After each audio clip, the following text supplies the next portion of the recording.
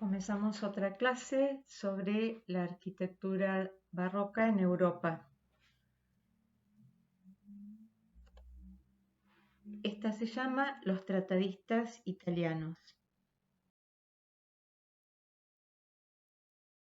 En realidad vamos a ver tres temas. Una referido a los tratados, otro referida a las reglas de construcción y otra sobre la construcción de cúpulas, un elemento típico del barroco, especialmente utilizado en las iglesias, aunque también en algunos palacios.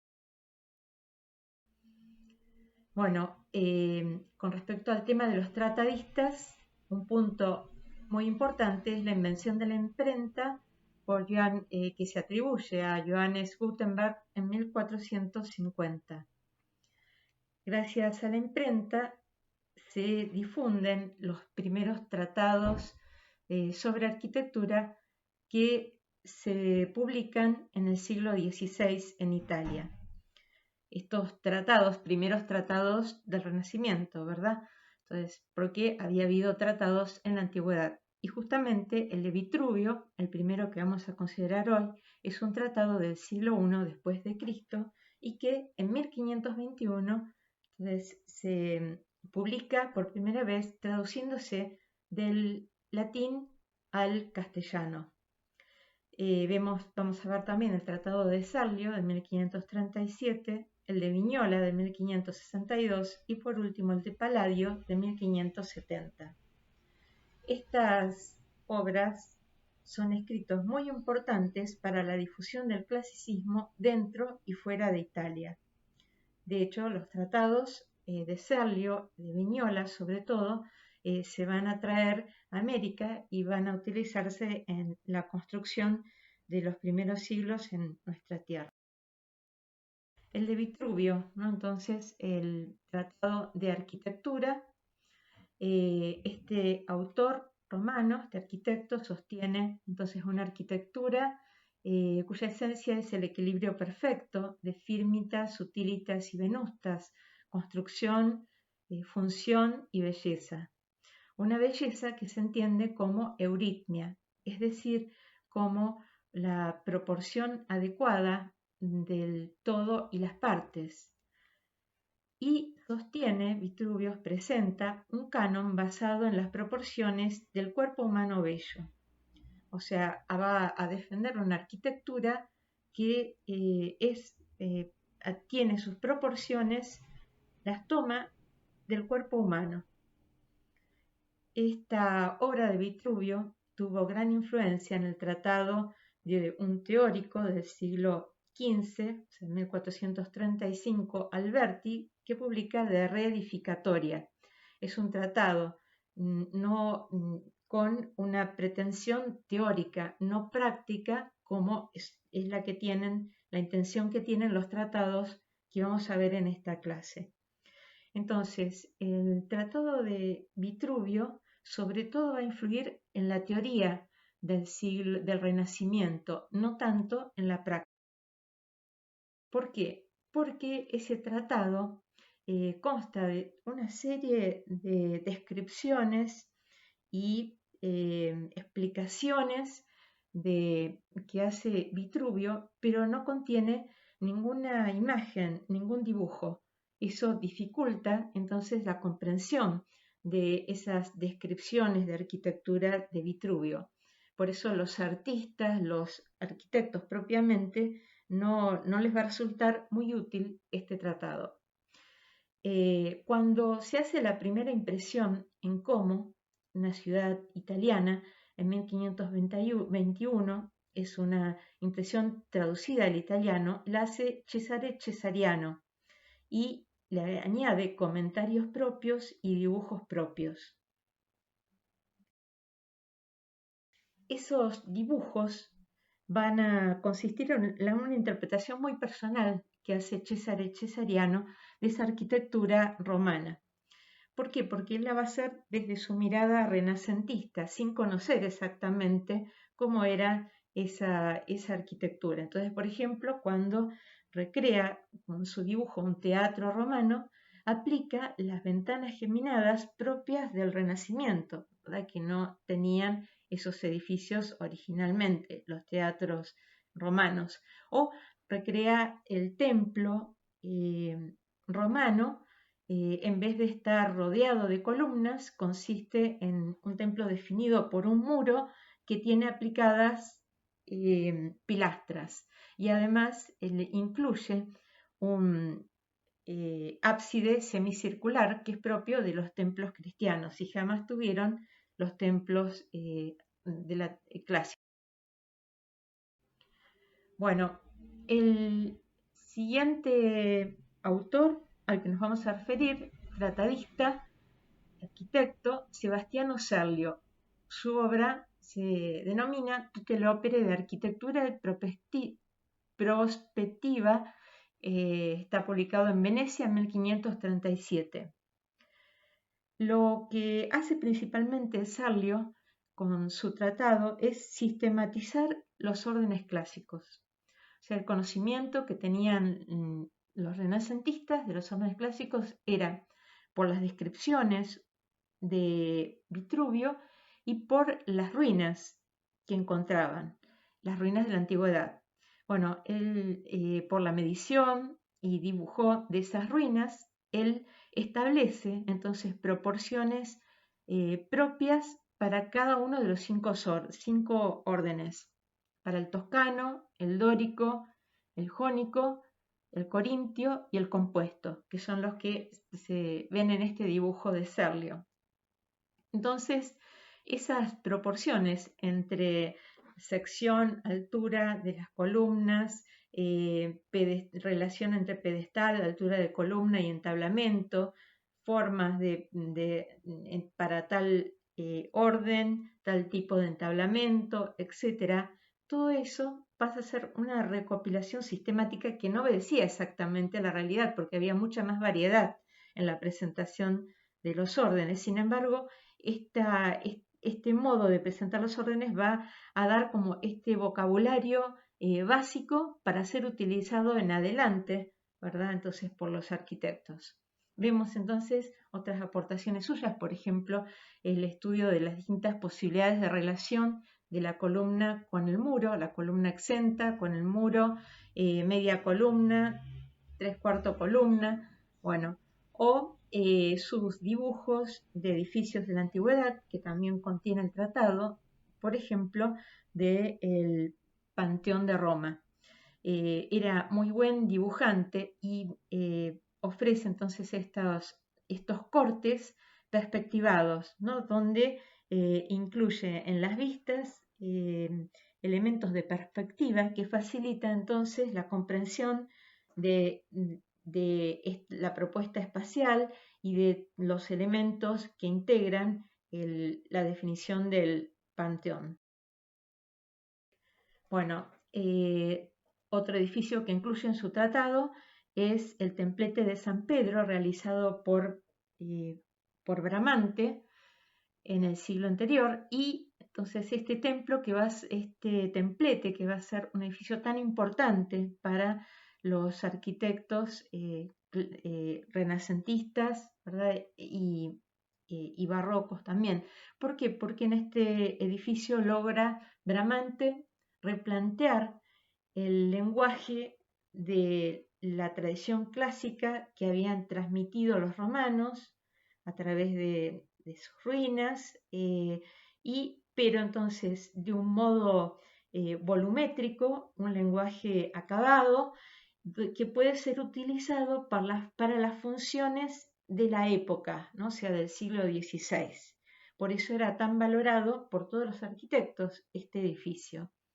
Vemos entonces otra propuesta en otro dibujo de Serlio, que es de un palacio de 2 cuerpos, donde se combina el uso de las columnas, pilastras, arcos de medio puntos y entablamentos. Entonces, un modo y cornisas, articular ese lenguaje clásico en la parte, en el cuerpo superior,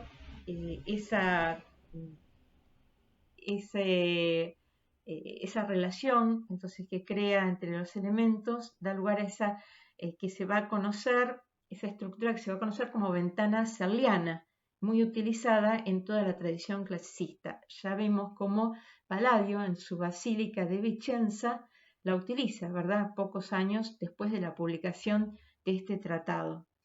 Y abajo tenemos una fotografía de un arco de triunfo, porque el arco de triunfo es uno de estas ruinas que más inspiraron a los autores, los arquitectos renacentistas para el uso de ese vocabulario. Entonces, ¿por qué? Porque en el arco vemos esa combinación entre columnas, entablamentos, pilastras y arcos de medio punto.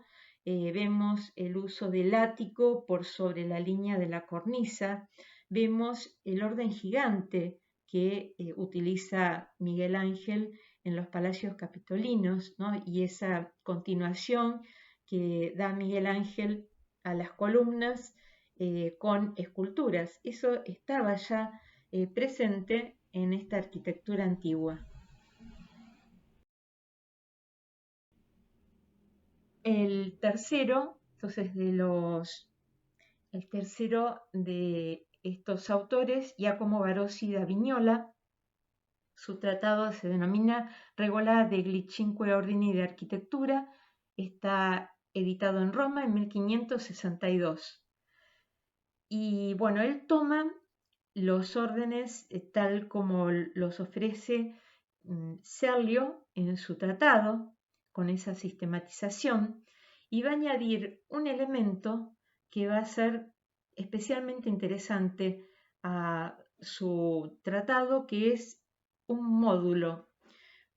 Toma una sección, una parte de la columna como módulo y le da entonces a todo el resto de los elementos que participan en la definición del orden de cada uno de esos órdenes un múltiplo o una división de ese módulo. Eso hace que cualquier arquitecto pueda entonces tomar un módulo y recrear la fórmula proporcionada de cada uno de los cinco órdenes. Vemos cómo en los dibujos detalla mucho entonces las partes de las columnas, de los capiteles, todo aplicando entonces esa modalidad, entonces de esa sección, ese módulo, a partir del cual entonces reconoce o ofrece una proporción como adecuada para poder realizar entonces los arquitectos sus obras con este lenguaje. Vemos aquí otras imágenes, ¿verdad? Unas de orden dórico y otras de orden corintio. Y el último de estos tratadistas es Andrea Palladio. Su obra se llama Los 4 libros de arquitectura, la produce en Venecia, publicada en 1570. En esta obra, Palladio va a publicar plantas, cortes y vistas de sus propias obras. Entonces, las obras de Palladio, que están dotadas de gran armonía, contención, son obras muy apropiadas para ser reproducidas con geometrales, ¿no? Con este tipo de representación. Es fácil entonces de ser transmitidas y es fácil de ser imitadas, ¿no? Justamente porque es fácil, son muy fáciles de comunicar. Bien, entonces lo que contiene principalmente estos 4 libros son obras del propio Palladio, pero también incluye Palladio otra vez el templete de San Pedro, realizado por Bramante, que decimos tan importante para los arquitectos de la época por ese lenguaje acabado que ofrece, y también vistas, ¿verdad?, o detalles de edificios de la antigüedad, como también en este caso del Panteón. Vemos entonces estas vilas de Palladio que él representa con sus dibujos en su tratado. Aquí los dibujos, entonces, de esa arquitectura tan armónica, proporcionada. Aquí vemos sobre todo la Villa Rotonda y la Villa Vicentino.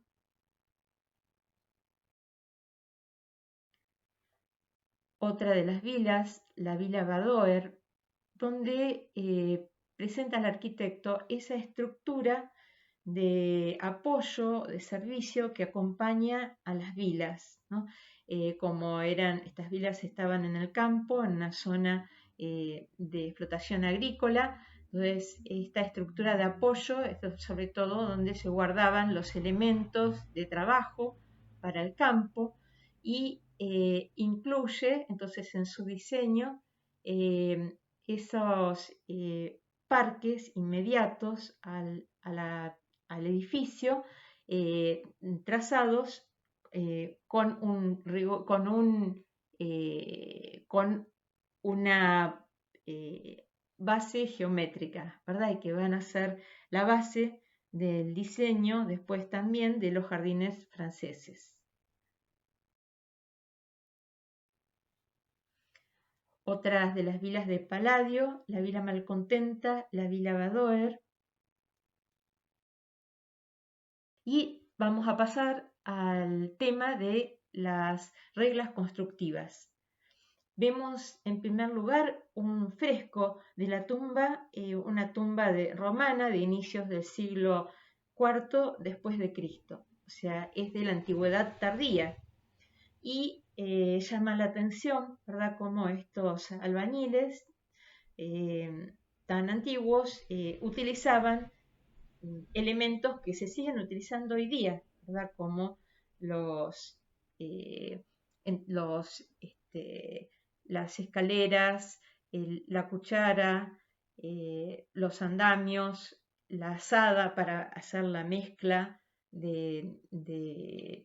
de hormigón o la mezcla de cemento. Bueno, o sea, como hay elementos entonces que la tradición constructiva va incorporando y nunca deja atrás. Sin embargo, sí va a haber en la tradición anterior al Renacimiento un corte muy importante que va a diferenciar la construcción de la antigüedad clásica de la construcción medieval. Y por eso los arquitectos del Renacimiento van a procurar incorporar muchos de esos elementos de la construcción, de las técnicas constructivas de la antigüedad que habían quedado olvidados. Una primera división en torno a la construcción es la que se puede hacer entre la arquitectura trilítica, que es la que está constituida en base a columnas y entablamentos, y la arquitectura en base a mampuestos, que en lugar de entablamentos, ¿verdad?, entonces podemos hablar de arcos compuestos por dovelas. Vemos aquí entonces los distintos elementos que componen los arcos. Los arcos, el uso de los arcos en la construcción es generalizado por los romanos y desde entonces va a ser un elemento importantísimo en la construcción occidental hasta la Revolución Industrial. Bueno, vemos los elementos entonces que componen el arco, la imposta, que es el punto de partida en el que se apoyan las dovelas que constituyen el arco, y la clave, que es la piedra superior con la que se cierra la fuerza, ¿verdad? Entonces se cierra la figura del arco y se vuelve autoportante.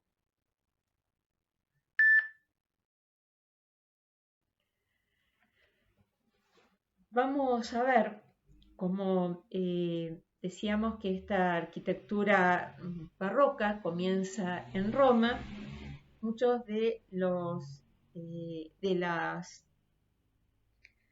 materiales con los que cuenta esta arquitectura barroca, ¿verdad? Que es, en primer lugar, el ladrillo fino,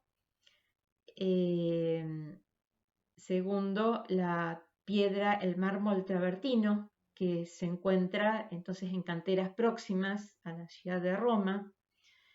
El mármol blanco y mármoles de colores, en cambio, no lo traían los antiguos desde sitios muy lejanos, y entonces los renacentistas, los hombres del barroco, van a proveer sus edificios más importantes de estos mármoles, extrayéndolos de las ruinas antiguas.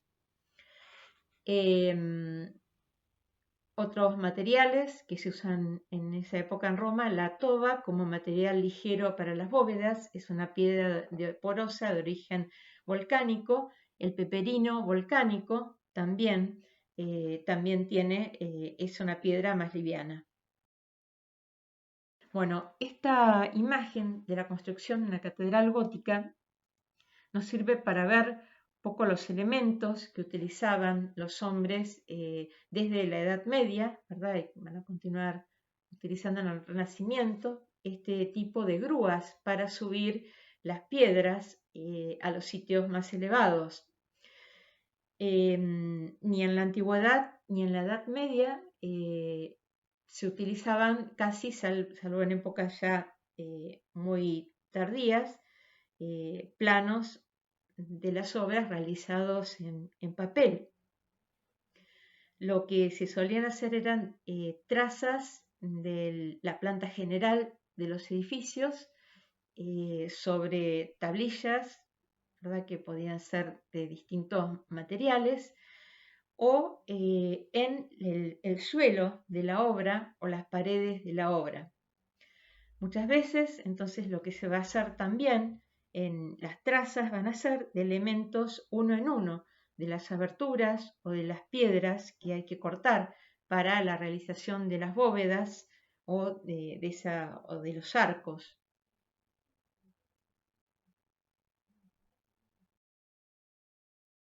Aquí vemos entonces algunos detalles constructivos que nos van a dar algunas pistas, entonces también de esa construcción de la antigüedad clásica o anterior.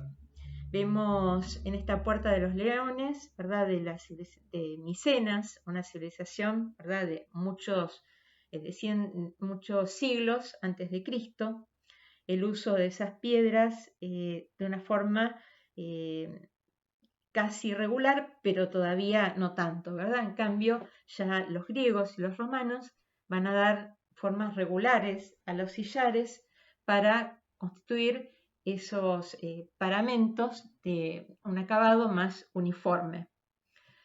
Los romanos van a descubrir el hormigón y entonces van a elaborar esos muros de gran sección que en base a paramentos de piedra o paramentos de ladrillo, que van a ser las veces de encofrados, van a contener entonces un núcleo interior de hormigón que va a ser la parte propiamente resistente de los muros.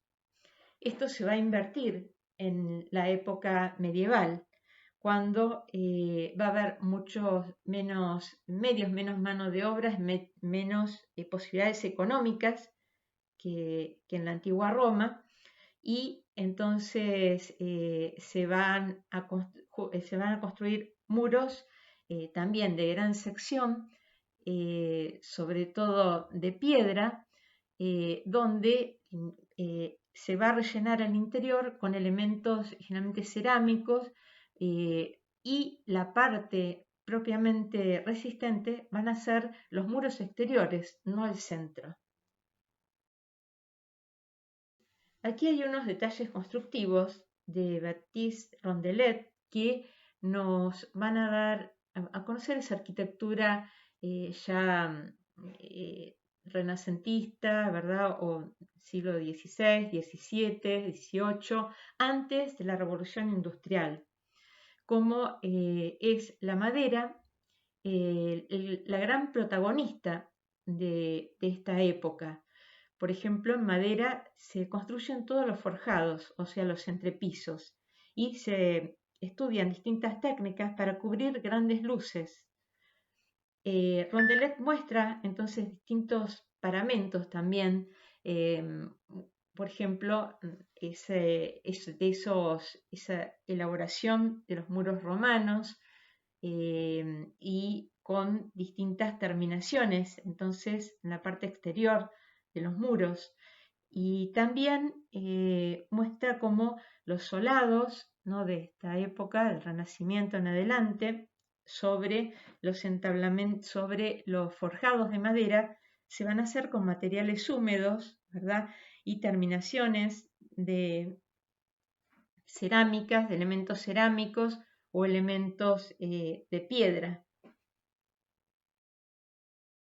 Vemos entonces otros detalles constructivos de armaduras de madera para chapiteles rectos o chapiteles curvos, que eran estas terminaciones de las torres, o armaduras de madera para cubiertas. Vemos también estructura de madera para la construcción de un arco que podía ser de piedra o de ladrillo. Cómo se utilizan entonces cimbras de madera enteras para la construcción de arcos, cimbras que se apoyan en los muros o cimbras apoyadas en estructuras de madera, que no dejan entonces una división, no hay solución de continuidad entre el muro y el arco. Pasamos entonces ahora al tema de las cúpulas. Entonces, un gran tema, decíamos, del barroco. La cúpula, ¿verdad?, de mayor diámetro, conocida en Occidente, es la cúpula del Panteón de Roma, con 43 metros de diámetro. Esta cúpula entonces está construida en base a ladrillos y con un alma, ¿verdad?, la parte interior de hormigón, que entonces le da continuidad a la estructura. En el interior, entonces, en base a una retícula de ladrillos, se genera ese casetonado que aliviana entonces el peso que sostiene esa cúpula, correspondiente a la parte interior, y está rodeada, contenida en un cilindro de gran sección. ¿Por qué? Porque ese cilindro debe contener el empuje horizontal de la cúpula.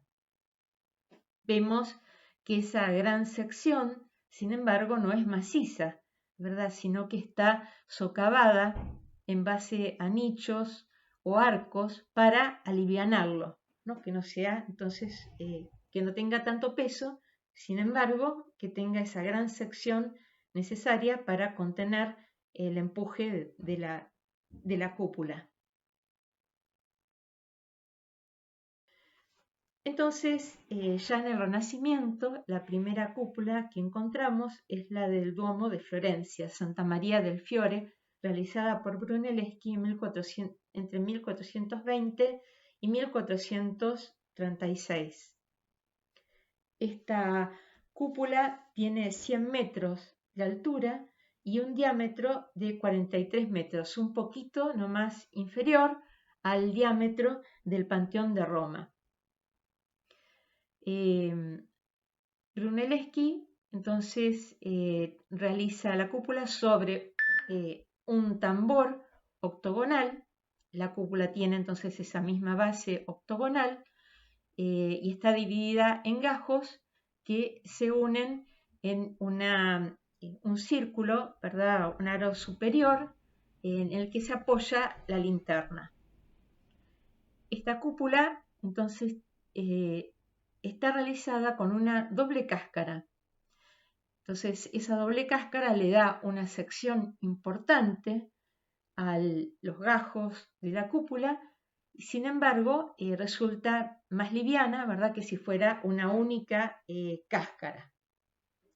Y las dos cáscaras tienen muchos elementos, ¿verdad?, horizontales que las vinculan.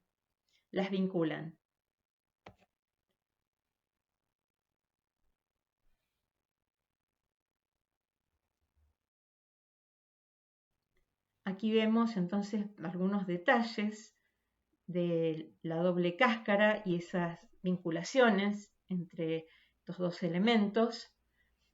Y bueno, está totalmente construida en ladrillos, o sea que necesitaron fabricar millones, ¿no?, de ladrillos para poder realizarla.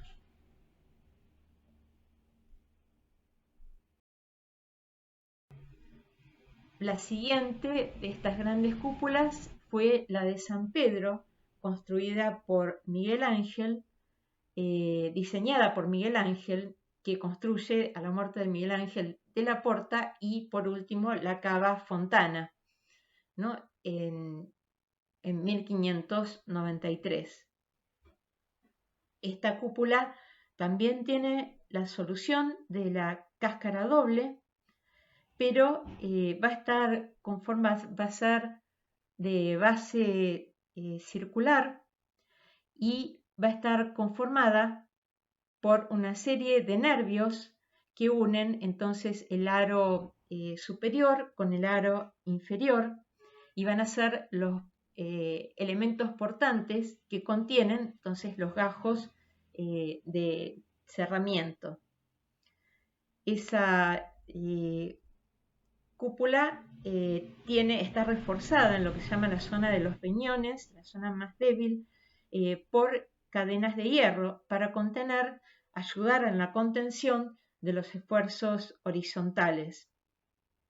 Cuando el diseño de Miguel Ángel era de una cúpula semiesférica, y es de la Porta quien decide dar una forma más peraltada, porque la considera una solución más apropiada para llevar las cargas, ¿verdad?, hacia abajo.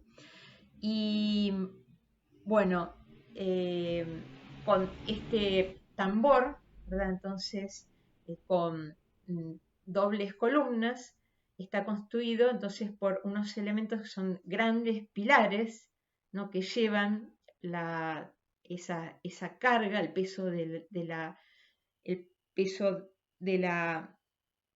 aro inferior de la cúpula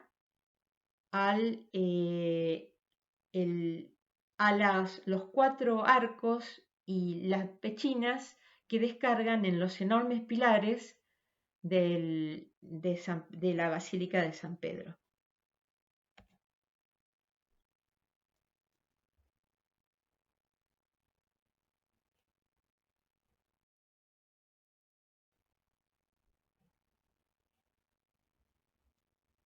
El diámetro es de 41 metros con 47 centímetros y la altura de 136 metros con 57 centímetros. Impresionante, ¿verdad?, que hayan podido trabajar a esa altura, ¿no?, construyendo un edificio, ¿verdad?, tan osado, tan difícil. El revestimiento, entonces, que cubre esta cúpula está realizado por lastras, que son bloques de poco espesor de travertino que están unidas con plomo.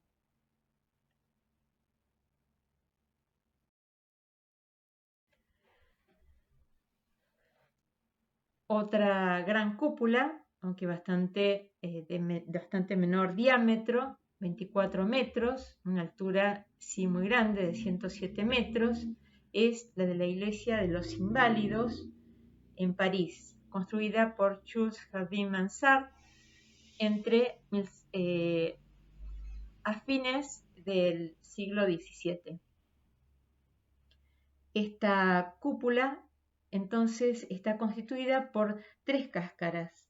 Una primera cáscara de piedra con un óculo de gran tamaño que deja ver las pinturas al fresco realizadas en la segunda cáscara, también de piedra. Y por último, una tercera cáscara de metal que se apoya en una estructura de madera que a su vez sostiene la linterna. Es una linterna ciega, no permite la entrada de la luz, sino que es para dar mayor realce, mayor altura al edificio visto desde fuera.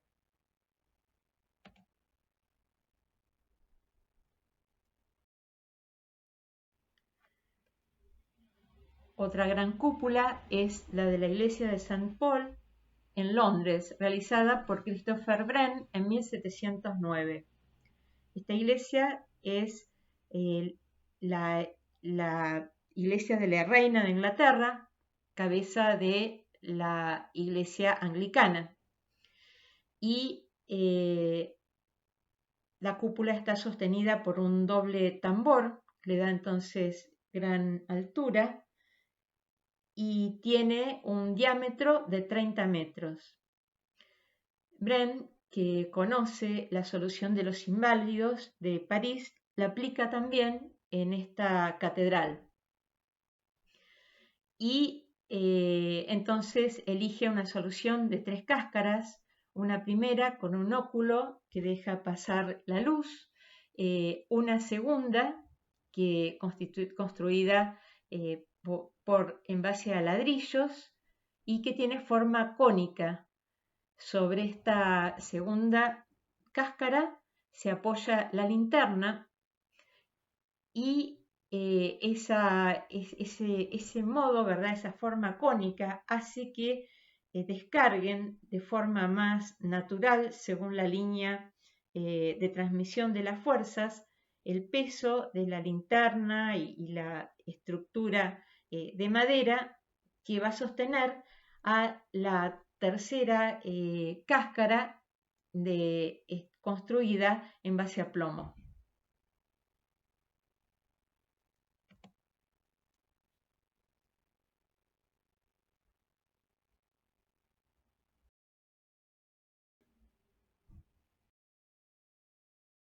Hay otras cúpulas pequeñas, pero de gran riqueza creativa, que corresponden también a este periodo del barroco.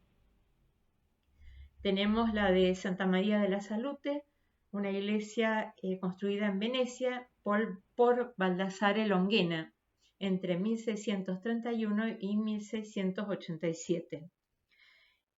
Esta iglesia, entonces, de planta octogonal, tiene un tambor también de base octogonal que sostiene una cúpula de sección circular. Esta cúpula es de 2 cáscaras. Esta no es una invención de Longhena, sino era un modo ya tradicional de construcción de las cúpulas en Venecia, ¿verdad? Desde épocas más tempranas.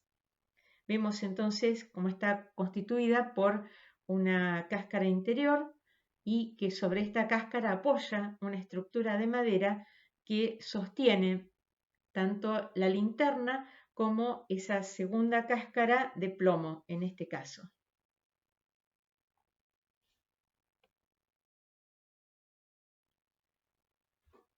Encontramos cúpulas de gran riqueza, entonces creativa, en el norte de Italia con los arquitectos del barroco piamontés.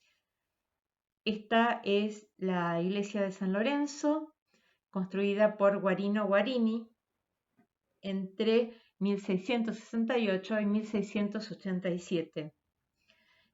Guarini es matemático, especialista en geometría descriptiva, utiliza esos conocimientos suyos para la construcción de cúpulas en base a arcos.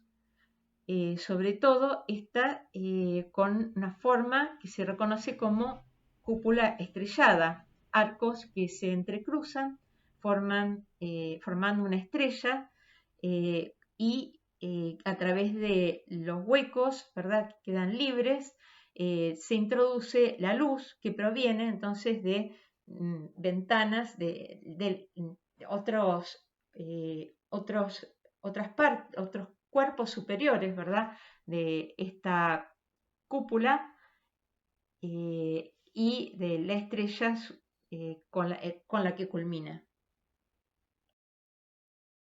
Vemos otra cúpula, entonces la de la Santa Síndone, también situada en Turín, realizada entre 1667 y 1690. En este caso son arcos superpuestos que se van reduciendo su tamaño hacia la parte superior. Dan entonces esa sensación de infinito cuando se los mira, se los contempla desde abajo. Y permiten el ingreso de la luz a través de múltiples aberturas.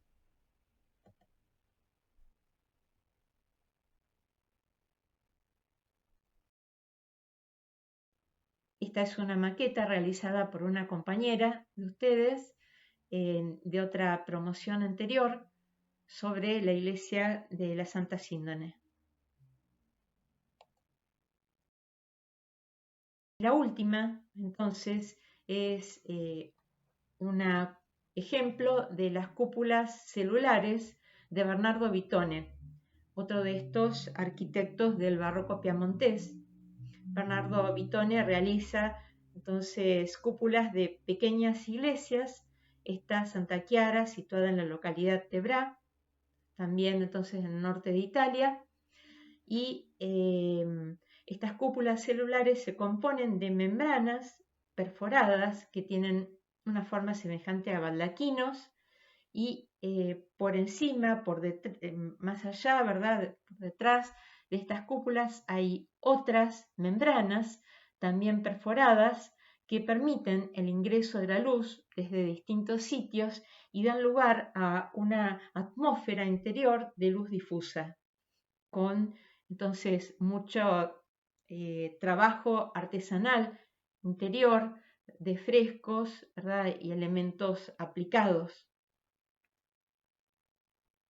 Con esto terminamos entonces este recorrido por las cúpulas del barroco en Italia.